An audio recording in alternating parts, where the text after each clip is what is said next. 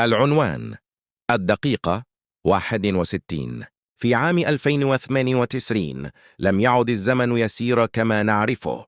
بعد اختراع جهاز كوانتا للتحكم في الوقت، أصبح بإمكان البشر إيقاف دقيقة واحدة يومياً يفعلون فيها ما يشاءون دون أن يشعر بهم أحد.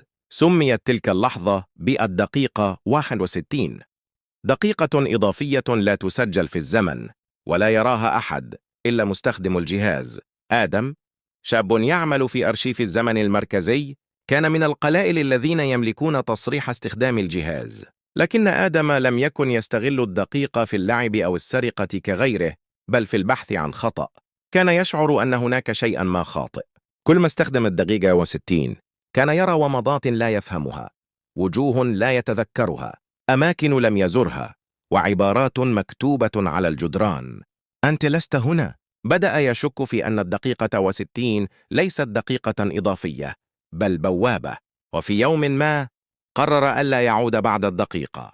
دخل الدقيقة 61، وبدلا من أن يكتفي بمراقبة، حاول كسر الحاجز الزمني من الداخل.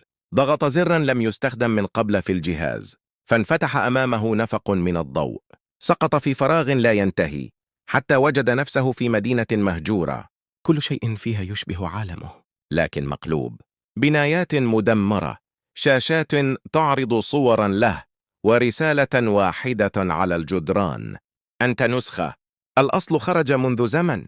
أدرك آدم أنه ليس أول من استخدم الدقيقة 61 لكسر الزمن، بل هو نسخة مكررة من وعي أصلي فر من النظام وعلق في بعد زمني مشوه. حين حاول العودة لم يعمل الجهاز. بقي هناك مع نسخ أخرى من نفسه، كل واحد عاش لحظة مختلفة، وكل واحد يظن أنه الوحيد الحقيقي. ومنذ ذلك الحين لم تستخدم الدقيقة 61 مجددا، ليس لأنها اختفت، بل لأن أحدا لم يعد يجرؤ على استخدامها.